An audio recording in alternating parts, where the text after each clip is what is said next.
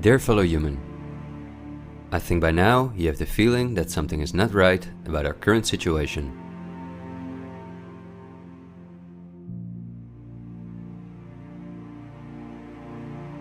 But I also think that the many ill-founded conspiracy theories may have caused you to distance yourself from both the media scaremongering and from those who spread the conspiracy theories. Still, I hope you will listen to me for a moment, because as you watch this video, hundreds of millions of people worldwide are falling into poverty because of the measures that have been in place for so long.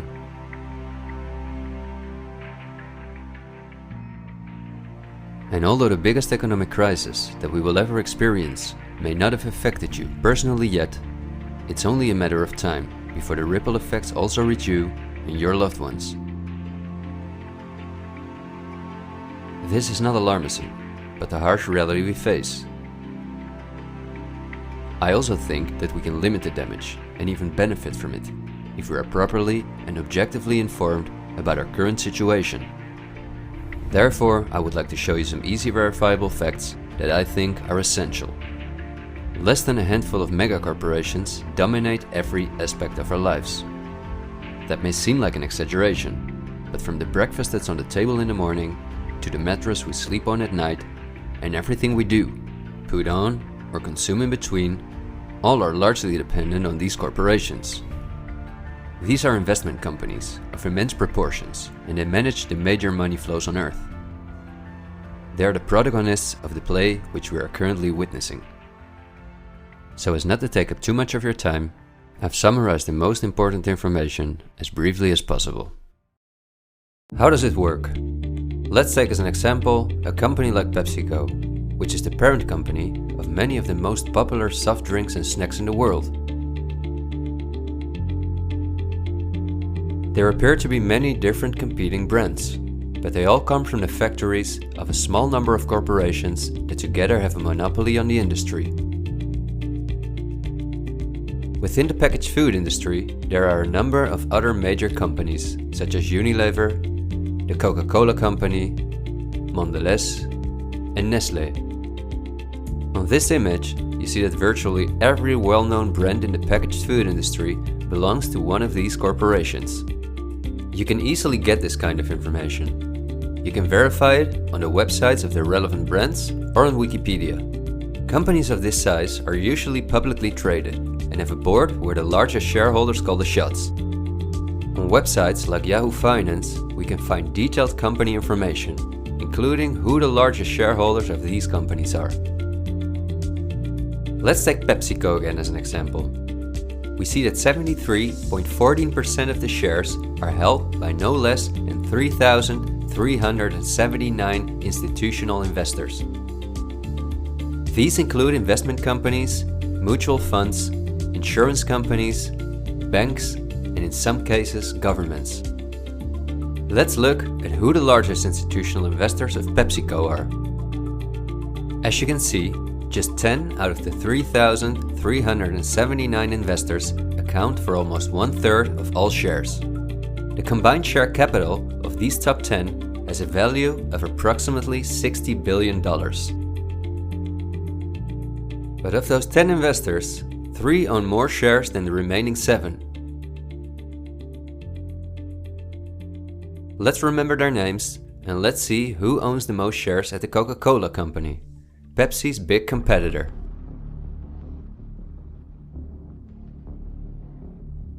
We see that just like with PepsiCo, the majority of the shares are held by institutional investors. Let's look at the top 10 and start with the last one of them. 4 out of these 6 institutional investors we also saw at the last 6 of PepsiCo. These are Norton Trust, JP Morgan Chase, Gielen Capital Management, and Wellington Management. Now, let's look at the 4 largest shareholders. 3 of these we also saw in the top 4 at PepsiCo. They are BlackRock, Vanguard, and State Street.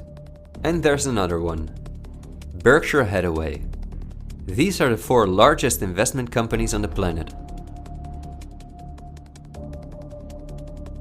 PepsiCo and Coca-Cola are anything but competitors.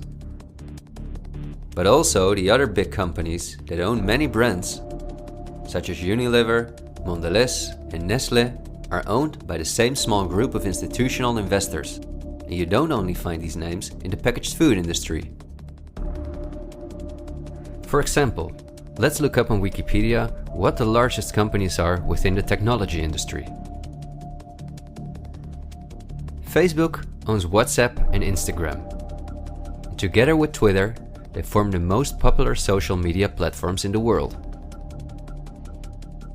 Alphabet is the parent company of all Google businesses, including YouTube and Gmail, but they are also the biggest sponsors and developers of Android, one of the two operating systems on which almost all smartphones and tablets in the world run. The other operating system is Apple's iOS. Finally, if we add Microsoft to the other three, we see that 4 companies produce the software that almost all computers, tablets and smartphones in the world depend on. Let's see who owns the most shares of these powerful companies.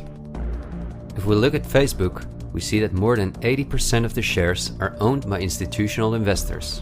These are the same names we saw in the food industry. Again, the same investors at the top. Then Twitter, which with Facebook and Instagram makes up the top 3.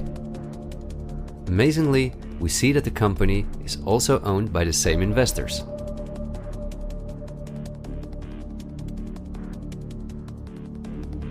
We see them at Apple, but also with their big competitor Microsoft.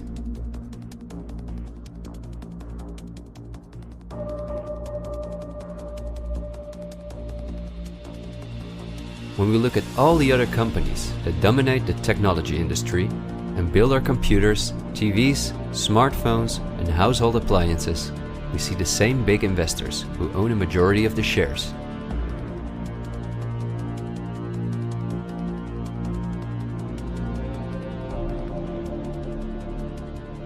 We see this within all industries around the world. And just to show you that I'm not exaggerating, I'll give you another example. Let's say we want to plan a vacation. On our computer or smartphone, we look for a cheap flight to the sun through websites like Skyscanner and Expedia, both of which belong to the same group of institutional investors. We fly with one of the many airlines, of which the majority of the shares are often owned by the same investors or by governments, like Air France-KLM. The aircraft we fly is in most cases a Boeing or an Airbus. Again, we see the same names. We look for a hotel or an apartment through Booking.com or Airbnb.com. Once we arrive at our destination, we go out for dinner, then we write a review on TripAdvisor. The same investors are at the basis of every aspect of our journey, and their power goes even much further, because even the kerosene that fuels the plane comes from one of their many oil companies and refineries. Just like the steel that the plane is made of comes from one of their many mining companies. This small club of investment companies, banks and mutual funds are also the largest shareholders in the primary industries, where raw materials come from. If we look on Wikipedia for the largest mining companies in the world, we see that their shareholders are the same institutional investors we see everywhere else. The same goes for the largest agricultural companies in the world, that our entire food industry depends on. For example, they own Bayer, the parent company of Monsanto, the world's largest seed producer, which produces 90% of all the cotton seed on Earth, as well as the majority of all other seeds. But these institutional investors are also the shareholders of the largest textile manufacturing companies in the world, and even the numerous popular clothing brands that turn the cotton into the clothes we wear are owned by the same group of investors.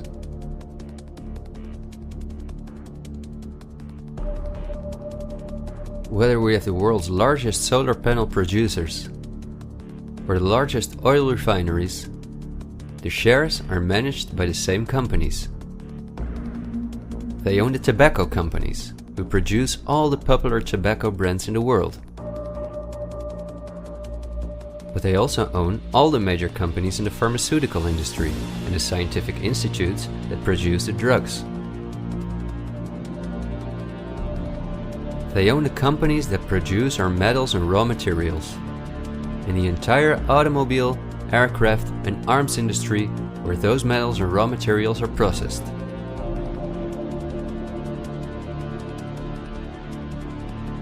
They own the companies that build our electronics. They own the big department stores and online marketplaces.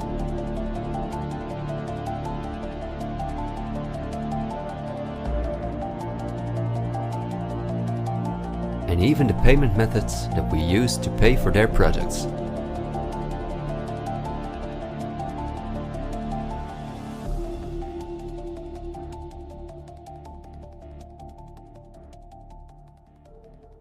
Because I want to keep my story as short as possible, I've decided to only show the tip of the iceberg. If you decide to investigate on your own, using the sources that you've just seen, then you will discover that even many of the most well-known insurance companies, banks, construction companies, telephone companies, restaurant chains, and cosmetic brands are owned by the same institutional investors we just saw.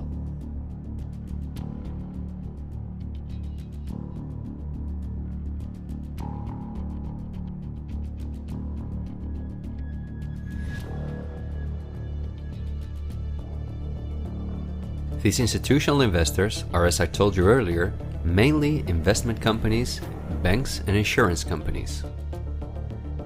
They are in turn also owned by shareholders. Now, what is the most amazing thing? All of these institutional investors own each other's shares, and together they form an immense network that we can compare to a pyramid. The smaller institutional investors are owned by larger investors, who in turn belong to even larger investors. The visible top of this pyramid consists of only two companies, and we have seen their names many times by now. They are Vanguard and BlackRock. The power of these two companies is something we can barely imagine. Not only are they the largest institutional investors of every major company on Earth, they also own the other institutional investors of those companies, giving them a complete monopoly. According to a report by Bloomberg, one of the most respected institutions in the world in the field of financial data and analytics, experts expect that by 2028 both companies will collectively manage about $20 trillion in investments, and in the process will own almost everything on Earth. The same Bloomberg called BlackRock the fourth arm of government, because it is the only non-government entity that has a close relationship with the federal banks, also called the central banks. BlackRock not only lends money to the federal banks, but is also their principal advisor and the developer of the computer system that the federal banks use. Dozens of BlackRock employees had senior positions in the White House during the Bush and the Obama administrations, and currently under Joe Biden. BlackRock CEO Larry Fink is a welcome guest with many heads of state and politicians, and understandably so. He's the face of the company that pulls the strings.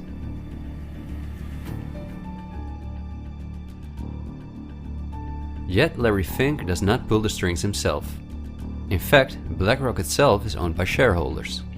And if we look at who those shareholders are, we come to a strange conclusion. We see that BlackRock's largest shareholder is Vanguard, and this is where it gets dark. Vanguard itself has a unique structure that makes it impossible to see who its shareholders or clients are. The elite who own Vanguard don't want anyone to know that they are the owners of the most powerful company on Earth. But of course, this is no secret to those who are willing to look into it. Reports by Oxfam and Bloomberg show that 1% of the world's population collectively owns more money than the other 99%. Indeed, Oxfam claims that as much as 82% of all the money earned in 2017 went to this 1% of people.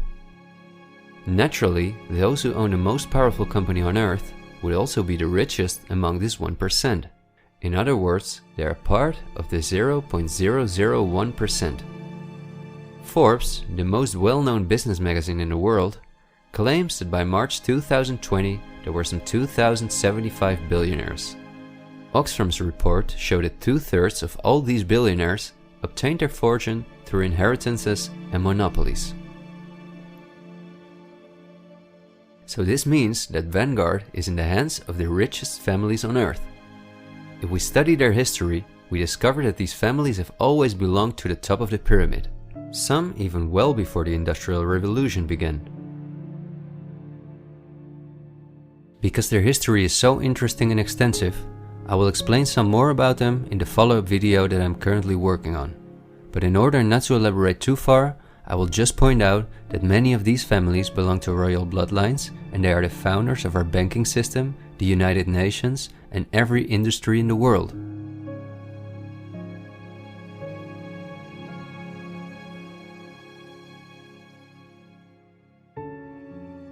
These families never lost their power, but because of an increasing world population, they were forced to hide behind investment companies such as Vanguard, whose largest shareholders are the private funds and non-profit organizations of these families.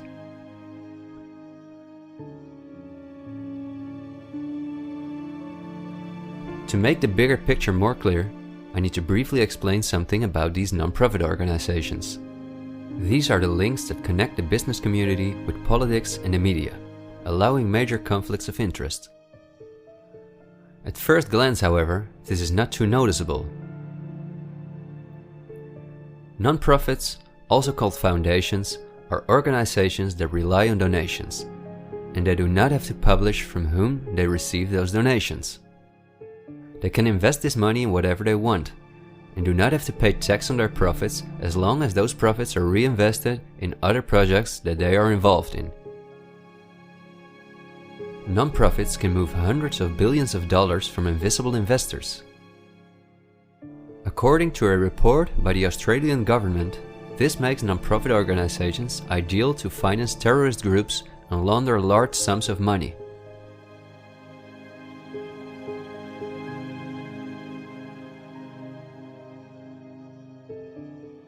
The foundations and funds of the families who are highest in the hierarchy of the 1% hide behind the scenes as much as possible.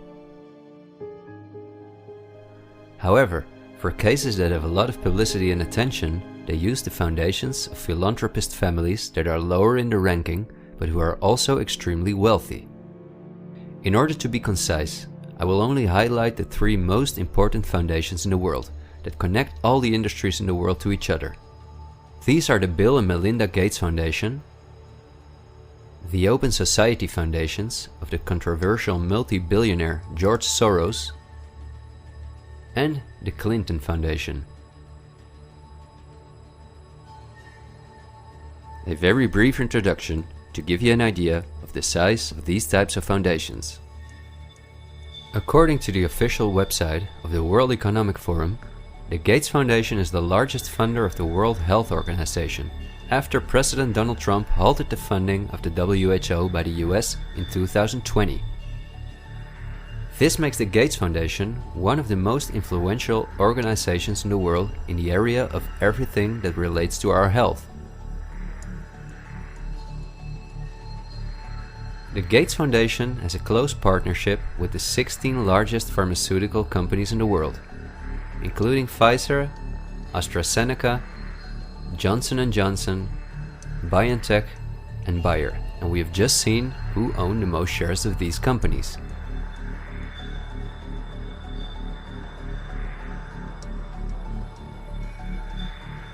Bill Gates was anything but a poor computer nerd who made it to one of the richest people in the world, but he came from a philanthropic family that, just like himself, worked for the absolute elite. Bill is the founder of Microsoft, which is owned by BlackRock, Vanguard, and until recently Berkshire Hathaway. But at the same time, the Gates Foundation is the largest shareholder after BlackRock, Vanguard, and State Street in Berkshire Hathaway, where he was even on the board for a while. We would spend hours if we considered everything the Gates Foundation, the Open Society Foundations of George Soros, and the Clinton Foundation are involved in. But because they connect us with the next topic and with the current events, this brief introduction was important. I think the next topic should start with a question. A random person like myself, with very little experience in video editing, using an old laptop, can in 20 minutes objectively portray that only 2 companies have a total monopoly over all the industries in the world. So the natural question is, why don't you hear about all of this in the media? What? It's a good question. Every day we have the choice between countless reports, documentaries, and television programs, and yet not one of them talks about this. Is it something not interesting enough? Or might there perhaps be other interests at play? The answer we get again from Wikipedia. About 90% of the international media is owned by 9 media conglomerates.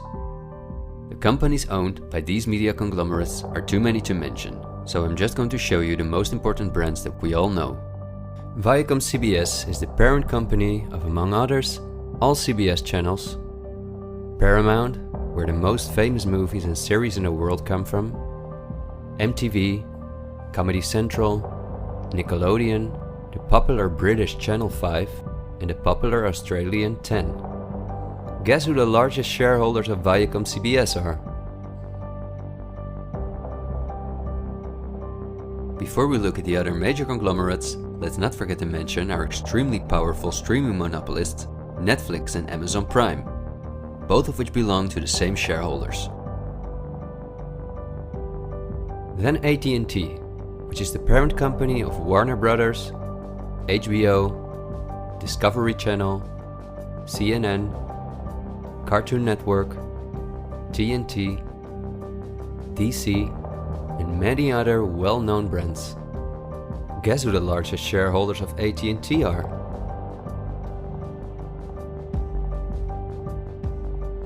The third one is the all-powerful News Corp. This company owns many of the most well-known national and regional newspapers, magazines and TV channels in the US, the UK and Australia. The shares of News Corp are owned by the American multi-billionaire Rupert Murdoch and by the institutional investors we see everywhere else. News Corp's sister company is Fox Corporation, which is also one of the most powerful media conglomerates on Earth. Just like News Corp, it is owned by the Murdoch family and the usual investors. Then the Walt Disney Company, a conglomerate of unimaginable dimensions, with many subsidiaries such as Pixar, Marvel, 20th Century, Lucasfilm, ABC, National Geographic, and Hulu. Who are their biggest shareholders?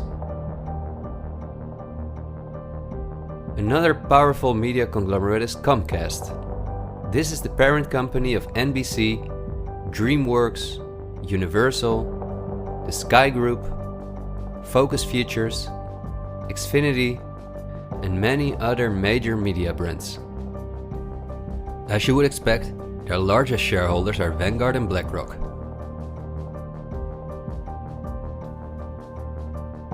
I could go on for hours and show that in almost every country on Earth, the local media is in the hands of these kind of conglomerates, which in turn are owned by our institutional investors or by extremely rich and powerful elite families.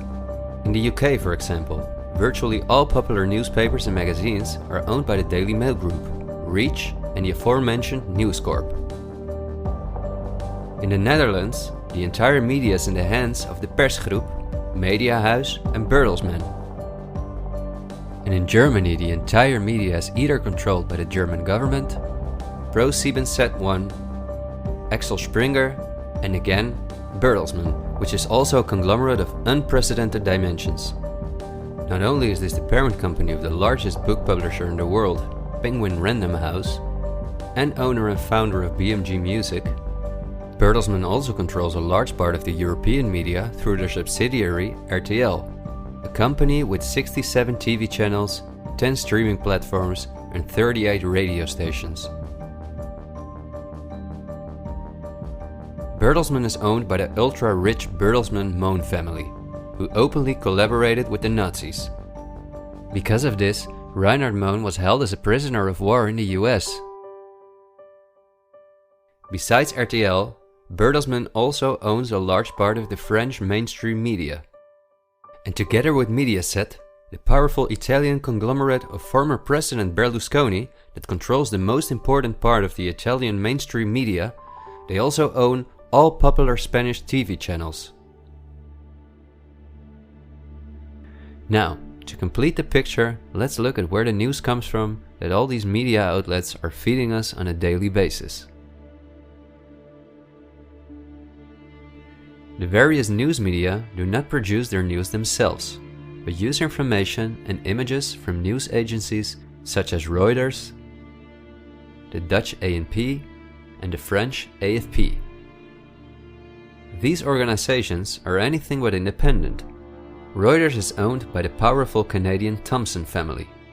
The ANP is owned by Dutch investor Kees Omen, and the AFP is largely financed by the French government.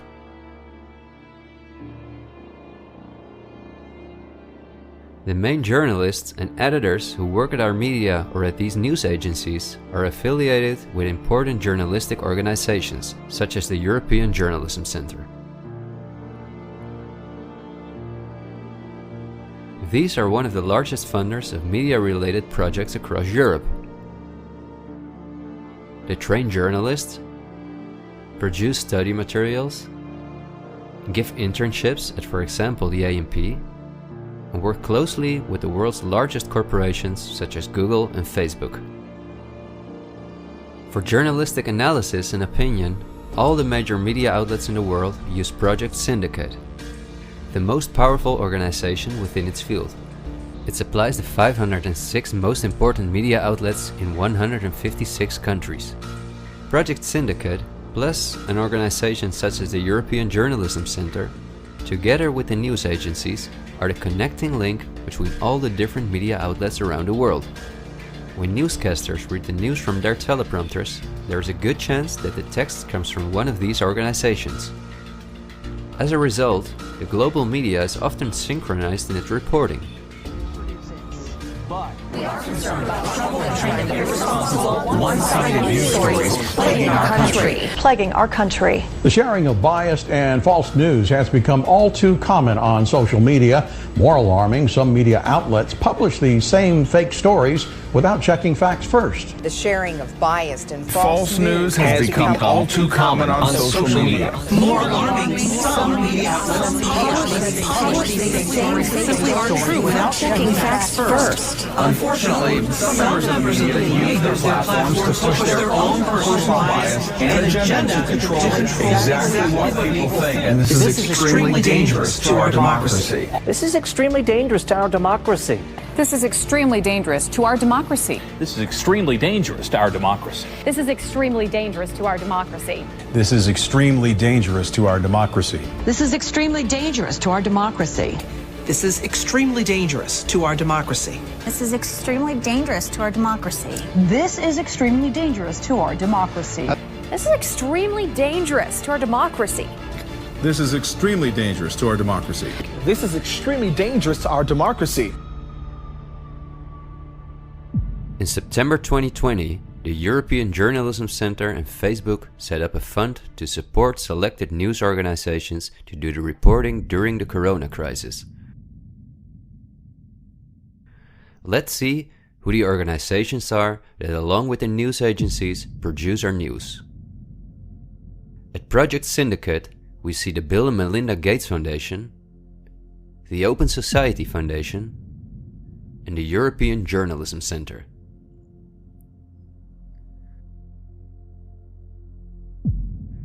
Then the European Journalism Centre itself. Again we see the Gates Foundation and the Open Society Foundation. And they also receive large donations from Facebook, Google, the Dutch Ministry of Education, Culture and Science, and from the Dutch Ministry of Foreign Affairs. The organizations that are at the heart of our information flow are funded by the non-profit organizations of the same elite who also controls the entire media. However, a part of our tax money goes to these organizations as well.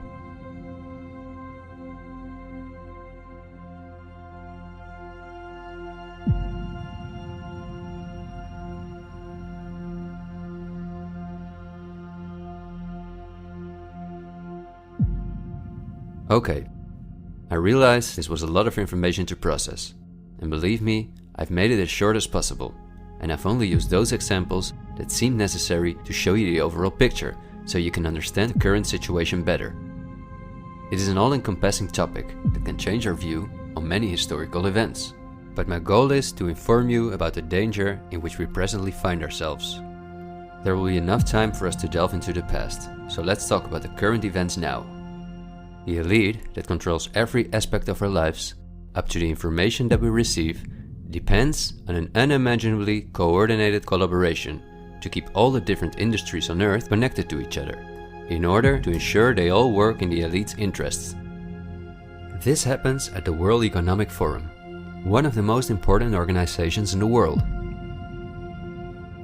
At its annual meeting in Davos, the CEOs of the largest companies on Earth gather along with heads of state, politicians, and other influential individuals and organizations like UNICEF and Greenpeace. Serving on the board of trustees are former US Vice President and climate change guru Al Gore, BlackRock CEO Larry Fink, the President of the European Central Bank Christine Lagarde, the Director of CERN Fabiola Gianotti, the Queen of Jordan, the Director of the International Committee of the Red Cross Peter Maurer, and many other politicians and CEOs of the world's most influential companies.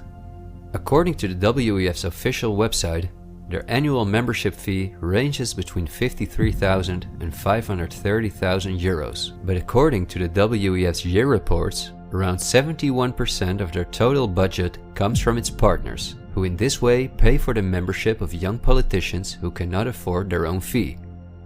Wikipedia reports the following. According to critics, the WEF is a business forum where the wealthiest companies can negotiate deals with other companies or with politicians. The purpose of the WEF for many of the participants would be personal gain instead of solving global problems. I don't like to make assumptions, but would there be so many problems on Earth if the key industry leaders, bankers and politicians since 1971 had gathered annually to solve our world's problems?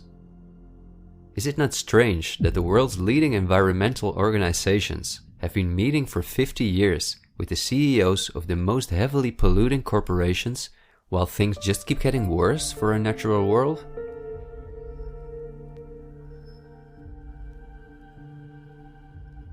That these critics of the WEF are right soon becomes clear when we look at who the most important partners are that account for almost 71% of the WEF's budget. There are BlackRock, the Open Society Foundations, the Bill and Melinda Gates Foundation, and many other large corporations of whom Vanguard and BlackRock own the shares directly or indirectly.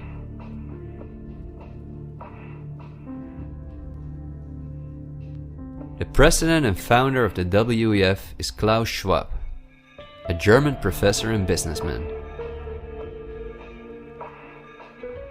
In his book, The Great Reset, he describes in detail the plans of his organization.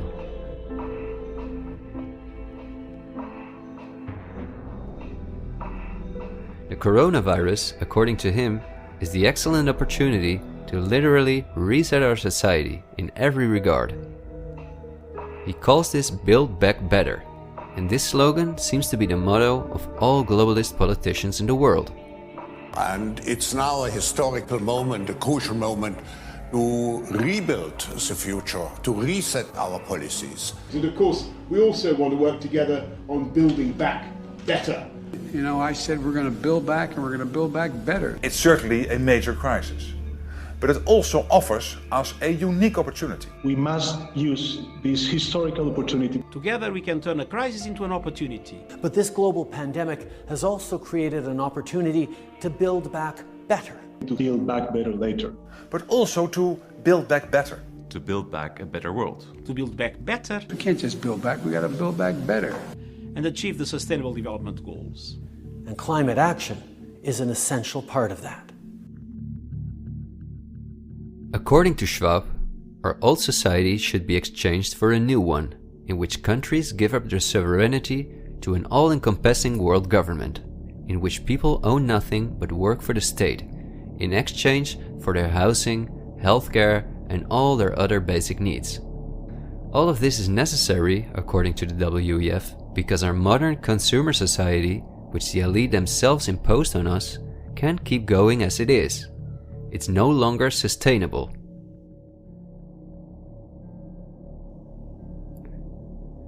Schwab says in his book that we will never return to the old normal. And the WEF published a video that makes it clear that in 2030 we will own nothing, but we will be happy.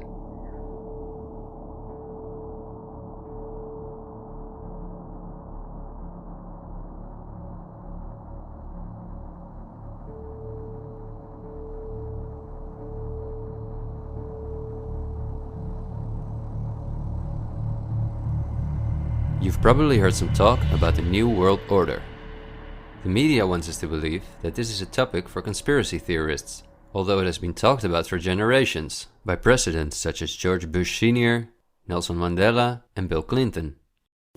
We have before us the opportunity to forge for ourselves and for future generations a new world order, a world where the rule of law, not the law of the jungle, governs the conduct of nations. When we are successful, and we will be, we have a real chance at this new world order, an order in which a credible United Nations can use its peacekeeping role to fulfill the promise and vision of the UN's founders. After 1989, President Bush said, and it's a phrase that I often use myself, that we needed a new world order. That the affirmative task we have now is to actually create a new world order. But also by the world's most famous philanthropists such as Cecil Rhodes, David Rockefeller, Henry Kissinger, and even George Soros. I think you need a new world order, that China has to be part of the process of creating it, and they have to buy in, they have to own it. These important figures, who apart from Mandela, were all among the top of the elite when they were still alive, are not the only ones who dream about an all-powerful world government. In 2015, the UN presented its controversial Agenda 2030, which is almost identical to Klaus Schwab's Great Reset. In their own words, the UN, like Schwab, wants to ensure that by 2030, poverty, hunger, environmental pollution, and disease no longer exist on Earth. It sounds like a sympathetic plan, until you read the fine print. You see, the idea is that Agenda 2030 is going to be paid for by us, the citizens. And just as it is currently required of us that we give up our basic rights for the sake of public health, we will be demanded to give up our wealth in favor of poverty reduction. These are not conspiracy theories. You can read this for yourself on their official website. In short, it boils down to this. The UN wants to take the tax money from all Western countries and give it to the mega corporations of the elite, who will be contracted to rebuild society. Globally, a completely new infrastructure is needed, because fossil fuels must be made a thing of the past, according to the UN. For this immense project, a world government is needed, says the UN. And the same UN takes it upon herself to be this global government. Just like Schwab, the UN also believes that a pandemic is the perfect opportunity to accelerate the implementation of Agenda 2030. It is worrisome that the WEF and the UN openly admit that they consider pandemics and other disasters as an opportunity to transform society, especially since we have seen that the elite have all the resources at their disposal to make us believe that there is a pandemic, and even to create one. So we certainly should not take these things lightly, and we should examine them carefully. And when we do that, we come across things that are even more troubling.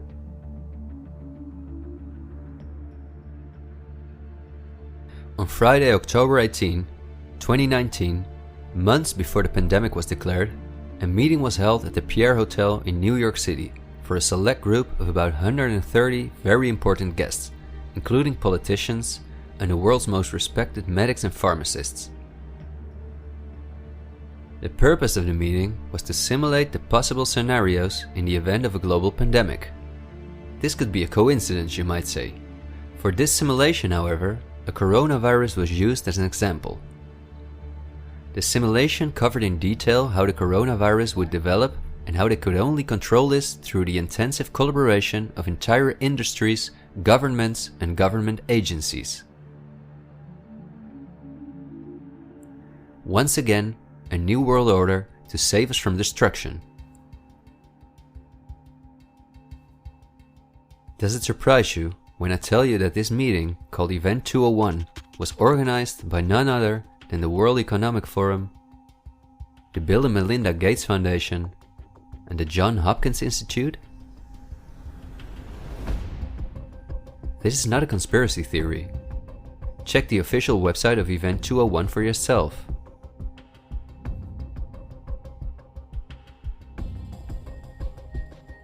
Perhaps at this point it will no longer surprise you that the German Robert Koch Institute, which like every national health institute in the world is closely linked to the WHO, which is funded by Bill Gates, created a similar simulation in 2012. As was the case during Event 201, the simulation assumed a coronavirus. This simulation assumed that in a Southeast Asian food market, a coronavirus would spread from animal to human. How coincidental, isn't it? In this simulation, it takes several weeks for the authorities to identify the virus, allowing it to spread worldwide. The simulation is made of the consecutive 3 years, in which there are lockdowns and economies are destroyed. But also the impact on society is simulated in all aspects, even the protests. I won't tire you with the details. In fact, you can download this analysis for yourself from the website of the German government. The last thing I want to show is an excerpt from a lecture that Belgian top virologist Mark van Ranst gave on January 22, 2019 at the Chatham House, a major non-profit organization in London, where important world leaders meet to discuss global issues. Winners of the Chatham House Prize include Hillary Clinton, Melinda Gates, and John Kerry.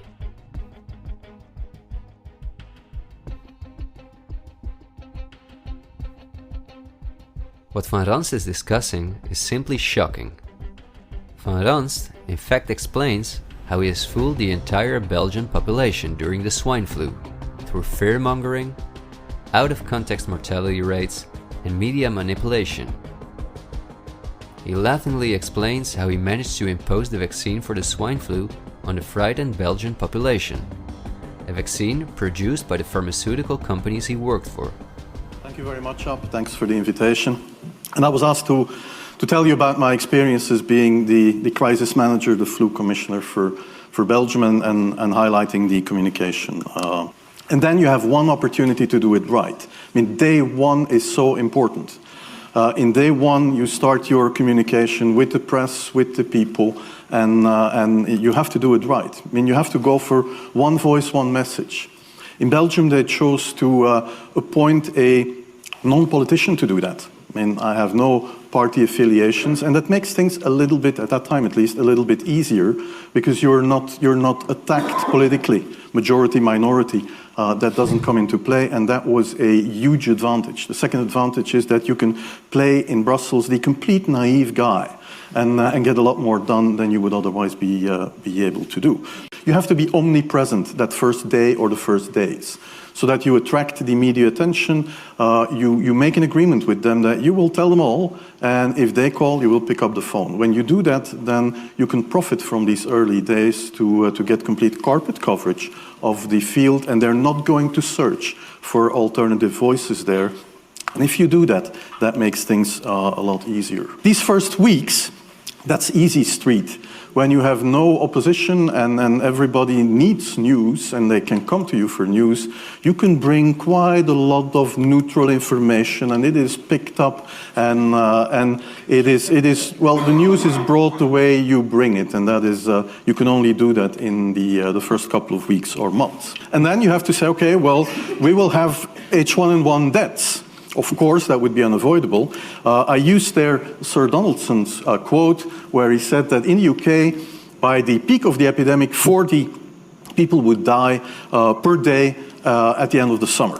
So 62 at that time million people in the UK, 40 deaths a day. I worked it out for Belgium. That would be 7 deaths a day at the peak of the epidemic. I used that in the media. 7 Belgian flu deaths per day at the peak of the epidemic would be realistic. That is true in every year, even interpandemically. That is very, very conservative. However, talking about fatalities is important, because when you say that, people say, wow, what do you mean? People die because of influenza? And that was a necessary step to take. And then, of course, a couple of days later, you had the first H1N1 death in the country, and the scene was set and it was already talked about. And then you had to pick who is going to be vaccinated first. And then, well, women and children first, whatever. I mean, risk groups, they were important. And then I misused the fact that the top football soccer clubs in Belgium inappropriately and against all agreements vaccinated they made their soccer players priority people. So I said I can use that. Because if the population really believes that this vaccine is so desirable that even the soccer players would be dishonest to get their vaccine, I said, okay, I can play with that. So I made a big fuss about this. This is Van Ranst is raving mad. But it worked. The Chatham House organization is also funded by all major corporations of the elite, the Gates Foundation and the Open Society Foundations. We could talk for hours about the coronavirus, which has a survival rate of 99.98%, and about the incomprehensible measures that are destroying our society. Millions of entrepreneurs have lost their income. Countless elderly people have died in loneliness, isolated from their families. But I think we have reviewed enough facts that put the global COVID measures in a broader context, seen from the perspective of the elite. This extremely wealthy elite, collectively of tens of thousands of billions, has no problem whatsoever with the fact that more than 40% of the world's population has to live on less than $5.50 a day, or that millions of children are dying from the drinking water contaminated by them, or from malnutrition, or by their bullets and bombs. They just want to get more powerful. The elite have absolutely no intention to share their wealth with us. In fact, they are honest about their plans to take even the last bit from us, and those plans are being rolled out as I'm telling this. The underlying motives of the elite will not be explained in this episode, because for this we have to dive into history and discuss topics that are beyond our modern rational thinking. But for now you may understand well enough with the simple logic that a new world order, or an all-encompassing world government, is the only way for a small elite to retain its power over an ever-increasing world population. Companies like BlackRock and Vanguard do not benefit from national borders, import taxes, and real diversity.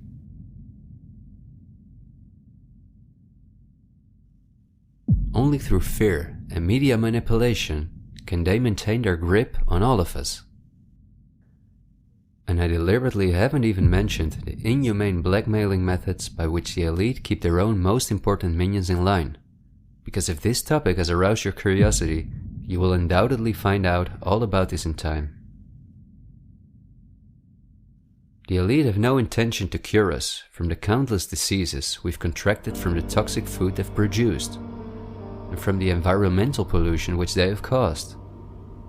After all, if we didn't get sick, the entire pharmaceutical industry would collapse.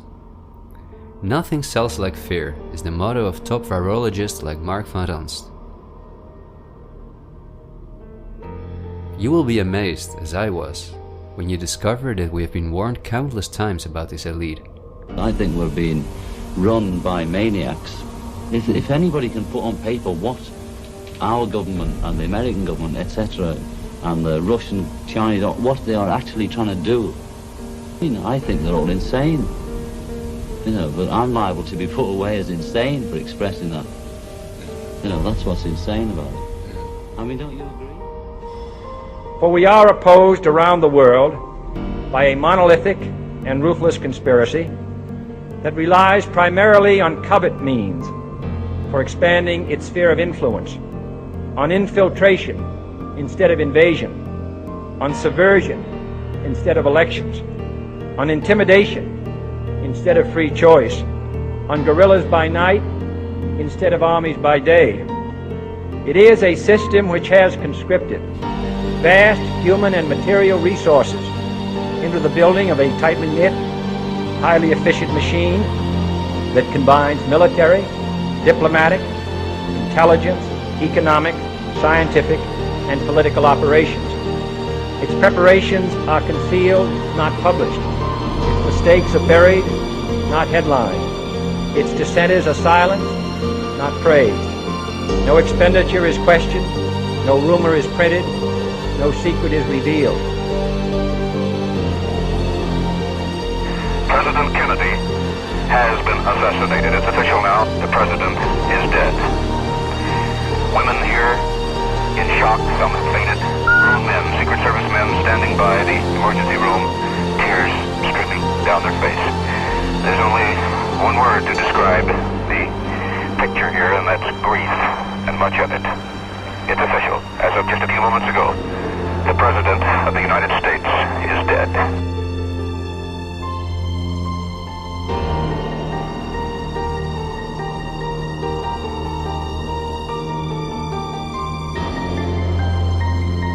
When you're talking about really elite levels, the name of the game is blackmail. That's what runs the whole system, basically. They want compromised people because they're easy to control. I'm not suicidal. I'm not suicidal.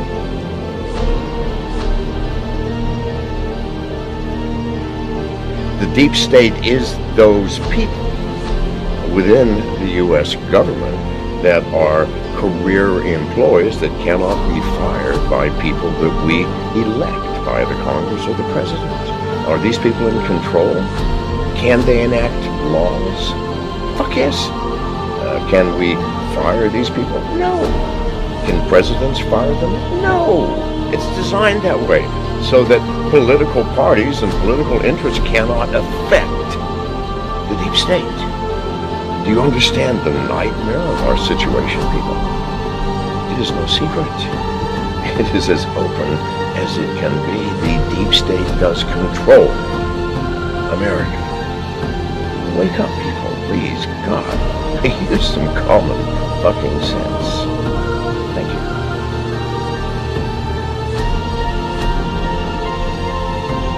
Something like 1984 could actually happen. This is the direction the world is going in at the present time.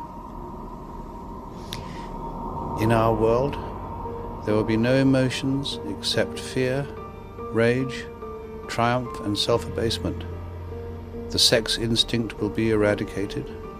There will be no loyalty except loyalty to the party. But always there will be the intoxication of power. Always, at every moment, there will be the thrill of victory, the sensation of trampling on an enemy who is helpless. If you want a picture of the future, imagine a boot stamping on a human face forever. The moral to be drawn from this dangerous nightmare situation is a simple one. Don't let it happen. It depends on you. With this video, I hope to reach you, to reduce the ever-increasing distance between us. Only when we are divided can the elite retain its power over us. the greatest fear of the elite is that we will realize what is really going on Earth. And the only way the elite thinks they can prevent this from happening is through censorship,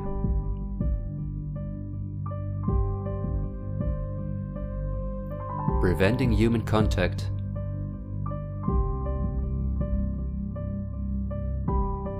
the incessant framing of political opponents and those who think differently,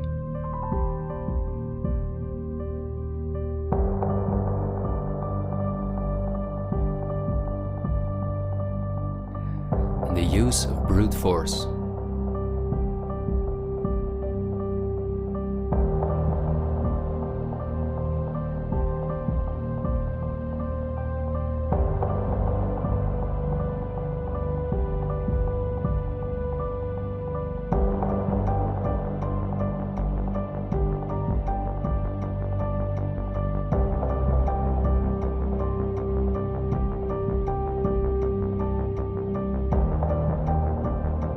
The plans of the elite are clear, and so is the ruthless way in which they want to accomplish them. If we allow this to happen, a new society will be built on the ashes of what we once knew. A new society in which we will own nothing, not even a home of our own. The elite wants to make sure that between now and 2030, everything you now own will be theirs. For this, a devastating economic crisis is necessary. First, the middle class is attacked, which is the backbone of society. Entrepreneurs are forced to go into tremendous debt, which will ultimately cause them to lose all their possessions. After that, things will move quickly. Banks will fall, cash money will cease to exist, and the only way not to starve to death will be the acceptance of government support, which will include several conditions, such as the vaccination passport and giving up all private possessions. Because the entrepreneurs are the first to fall, many others won't immediately feel the crisis. The people remain divided among themselves until it is too late. This is not a doomsday scenario that I've made up. This is simply the Great Reset, the New World Order, which has been prepared for many generations and which has been extensively tested in every communist dictatorship in the world.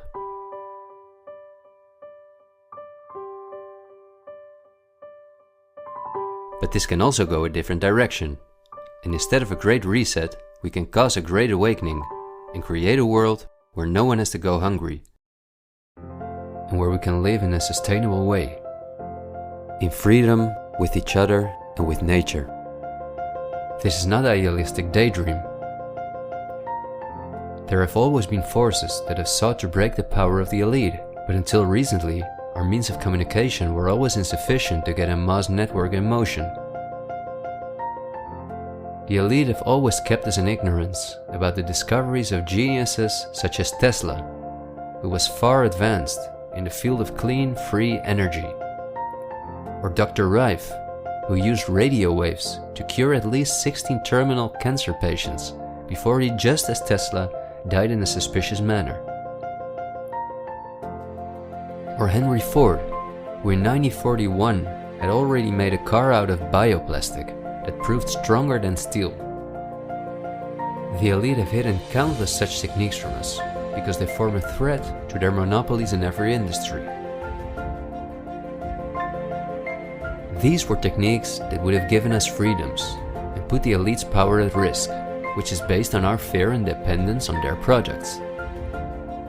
These are not conspiracy theories, but facts. What I am saying is that a world of new possibilities is opening up for all of us, where there is no poverty, no pollution, diseases, or wars, and in which governments work for the welfare of the people rather than the other way around. Countless ailments that provide the pharma industry with hundreds of billions of dollars will be cured. No one will have to work their ass off to live a dignified life.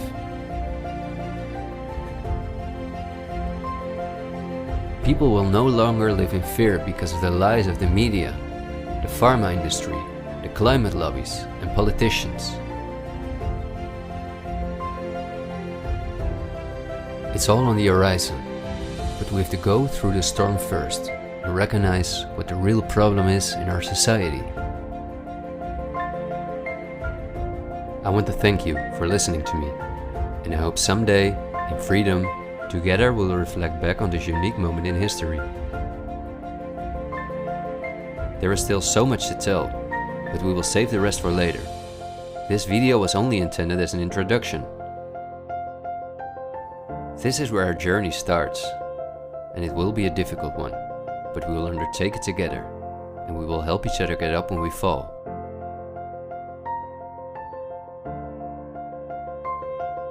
We will not be afraid. We are the 99%.